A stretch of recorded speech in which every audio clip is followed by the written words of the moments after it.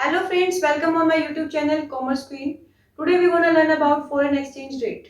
Last video में हमने balance of payment को अच्छे से समझा और एमसीक्यूज को भी सोल्व किया। जिन बच्चों ने वो वाली वीडियो नहीं देखी है प्लीज जाकर देखिए, वीडियो को समझिए एंड कोई भी प्रॉब्लम आती है तो आप कमेंट करके पूछ सकते हैं। ठीक है, मेरी लास्ट वीडियो में एक सब्सक्राइबर का मुझे कमेंट आया था कि मैम फॉरेन एक्सचेंज रेट में हमें प्रॉब्लम आ रही है तो उसके रिगार्डिंग वीडियो बनाइए। तो मैं आज आपके साथ हूँ फॉरेन एक्सचेंज रेट के साथ। चैप्टर को अच्छे से समझते हैं। ठीक है, अब फॉरेन एक्सचेंज रेट क्या है? फॉरेन एक्सचेंज रेट वो प्राइस है जो एक कंट्री का दूसरी कंट्री के मुकाबले में होता है। फॉर एग्जाम्पल से समझिए, $1 है वो मान लीजिए 74 रुपीज के इक्वल है। अब देखिए ये वाली वैल्यू है वो डेली बेसिस पर फ्लक्चुएट होती रहती है। कभी आपको 73 मिलेगी, कभी 76 मिलेगी, कभी कभी 65 या 72 तक रहती है। ठीक है, तो आज के अकॉर्डिंग मान लेते हैं कि $1 है, उसके बदले में हमें कितना पे करना पड़ता है? अपनी अपनी करेंसी 74 रुपीज पे करनी पड़ती है। ठीक है, ऐसे ही अगर हमें करेंसी का फ्लक्चुएशन बढ़ जाता है या इंक्रीज हो जाता है, उसके अकॉर्डिंग कभी कभी ये वैल्यू हमें 72 एंड कभी कभी हमें ये वैल्यू 70 तक भी पे करनी पड़ती है। ठीक है, तो फॉरेन एक्सचेंज रेट कौन सा रेट है? ये वो प्राइस है जो कि एक कंट्री का दूसरी कंट्री के मुकाबले में होता है। यानी $1 के बदले हमें अपनी करेंसी में कितने रुपीस पे करने पड़ेंगे, वो सारा जो है हमारे चैप्टर में फॉरेन एक्सचेंज रेट के बारे में है। तो ये वो रेट है जिसमें हम प्राइस को देखते हैं कि एक कंट्री के प्राइस के मुकाबले दूसरी कंट्री के जो प्राइसेस हैं वो कितने हैं। अगर हमें $1 परचेज करना पड़े तो उसके बदले में हमें कितने इंडियन रुपीस पे करने पड़ेंगे। ठीक है, तो ये सारा क्या है? फॉरेन एक्सचेंज रेट के बारे में है कि एक कंट्री के मुकाबले दूसरी कंट्री है वो कितनी स्ट्रॉन्ग है। अगर हमें डॉलर में डीलिंग करनी है, कोई एक्सपोर्ट या इंपोर्ट करना है, तो हमें उनकी करेंसी में कितना पे करना पड़ेगा। ठीक है, मोस्ट इंपोर्टेंट जो थिंग यहाँ पर है वो है इंटरनेशनल मनी मार्केट। अब ये जो भी ट्रांजेक्शन होंगी वो कहाँ पर होंगी? इंटरनेशनली मनी मार्केट की बात हो रही है। मनी मार्केट में सारी जो इंटरनेशनली है ट्रांजेक्शन है वो की जाएंगी। ठीक है, जैसे हमने इंडिया ने डीलिंग की यूएसए के साथ या यूएसए ने डीलिंग की हमारे इंडिया के साथ, that is international money market या फॉरेन मार्केट। ठीक है, अब जो इंटरनेशनली मनी मार्केट में जो रेट चलता है एक्सचेंज के लिए उसको हम बोलते हैं एक्सचेंज रेट। यानी अगर हमें अपनी गुड्स को इंपोर्ट या एक्सपोर्ट करना है, एक्सचेंज करना है, तो उसके बदले में हमें कितनी पेमेंट करनी पड़ेगी फॉरेन कंट्री को। ठीक है, अब फॉरेन एक्सचेंज रेट है वो कितने प्रकार का होता है? दो प्रकार का होता है, flexible exchange rate and fix exchange rate. First one is flexible and second one is fixed. अब एक एक करके समझते हैं। फ्लेक्सिबल एक्सचेंज रेट है वो कंट्रोल या डिटरमाइंड, यानी इसको फिक्स कौन करेगा? इसको फिक्स करेगी हमारी जो मनी मार्केट है, उसके अंदर जो हमारी है demand and supply. Demand and supply के अकॉर्डिंग ही हमें पता चलेगा कि जो एक्सचेंज रेट है उसमें कितनी फ्लक्चुएशंस होंगी। फ्लक्चुएशन इन द सेंस कि ये फ्लेक्सिबल है, लचीली है, ये टाइम टू टाइम चेंज होती है। यानी ये वाली जो रेट है वो कभी भी फिक्स नहीं होती। मार्केट में जैसे जैसे हमारी डिमांड होगी उसके अकॉर्डिंग जैसे जैसे सप्लाई होगी, वहां पर जहां पर भी कर्व मीट करेगा वहां पर आकर ये वाला प्राइस अपने आप ही अकॉर्डिंगली डिसाइड हो जाएगा। फॉर एग्जाम्पल ये हमारा डिमांड कर्व है और ये हमारा सप्लाई कर्व है।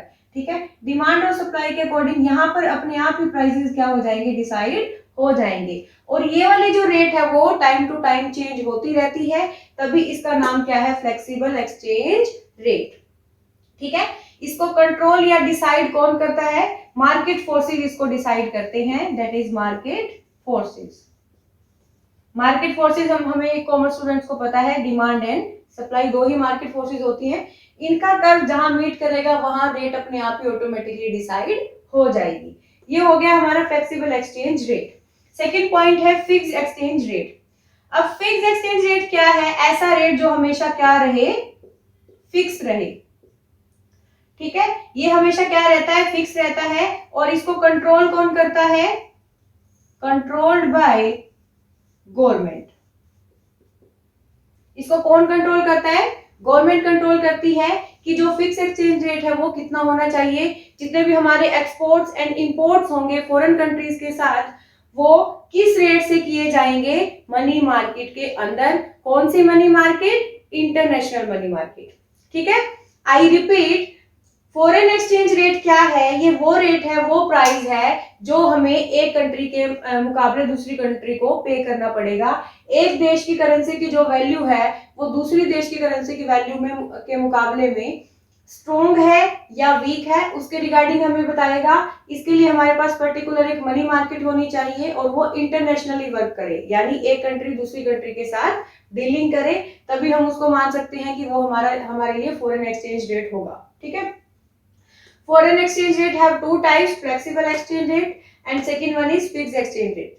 ठीक है, फ्लेक्सिबल में क्या है? ये फ्लेक्सिबल होती है, लचीली होती है, टाइम टू टाइम चेंज होती है और इसको कंट्रोल कौन करते हैं? हमारे market forces, that is demand and supply. Demand and supply का कर्व जहां मीट करेगा वहां अपने आप ही ये वाला प्राइस ऑटोमेटिकली डिसाइड हो जाएगा। और जो हमारा फिक्स्ड एक्सचेंज रेट है, it will be always fixed and fixed by government. ठीक है, इसको कंट्रोल और फिक्स कौन करता है? गवर्नमेंट फिक्स करती है कि हमारी फॉरेन कंट्रीज के साथ एक्सपोर्ट या इंपोर्ट होंगे वो कौन सी रेट से होंगे।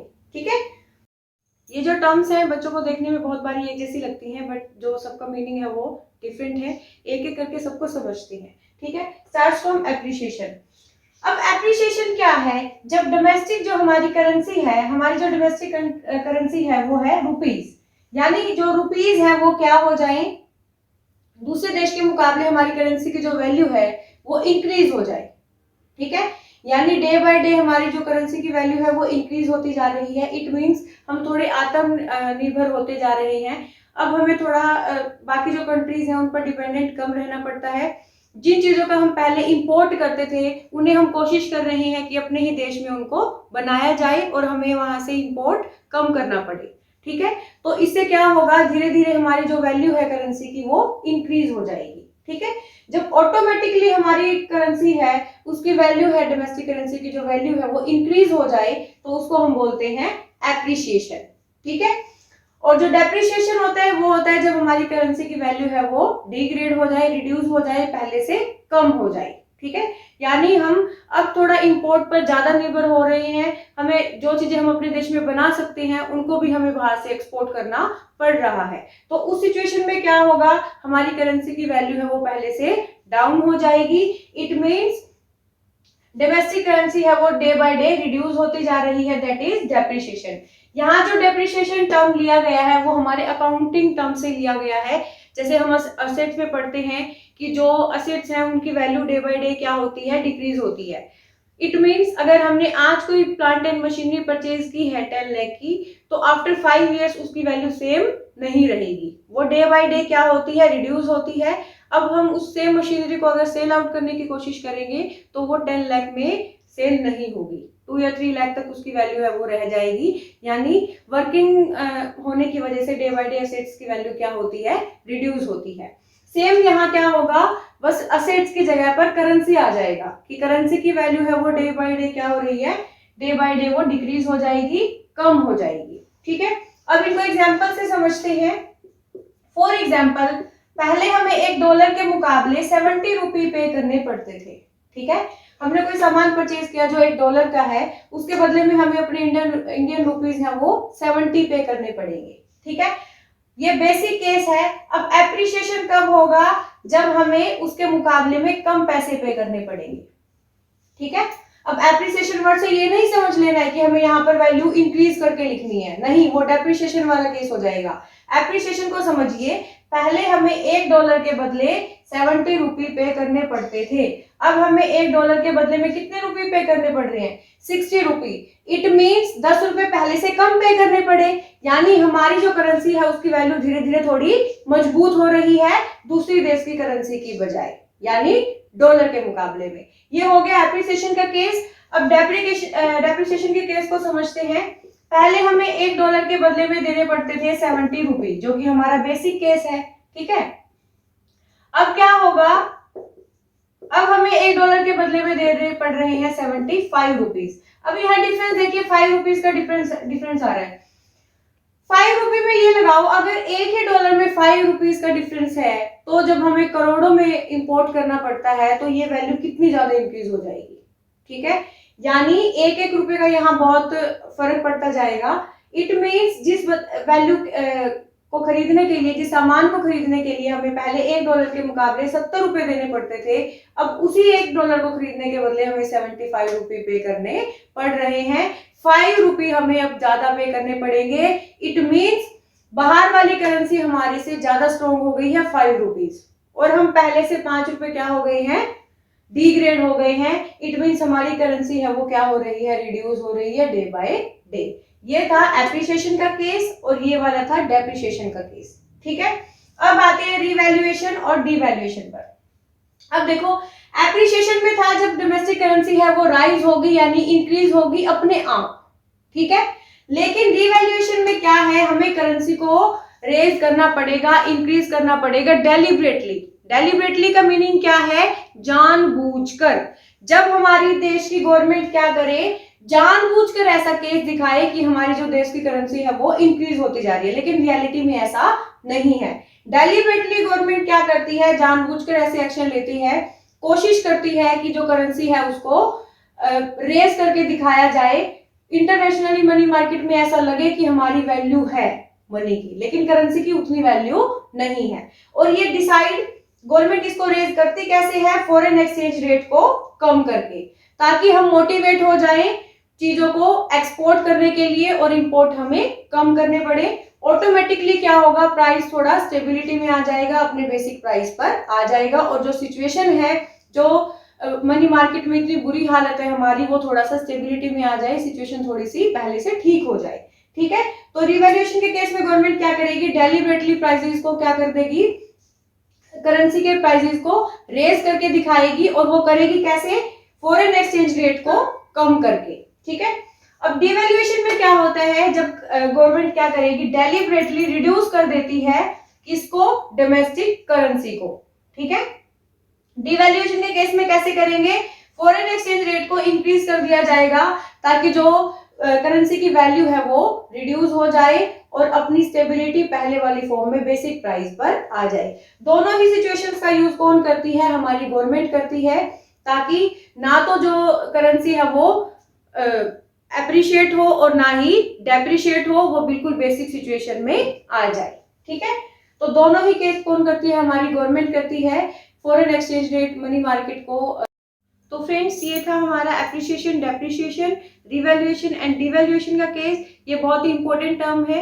ये वाली जो टर्म्स है आपको अच्छे से समझ में आएगी, तभी आपको चैप्टर है जो वो आगे अच्छे से समझ में आएगा। तो यहाँ तक आप एक बार प्लीज स्क्रीनशॉट ले लीजिए अच्छे से।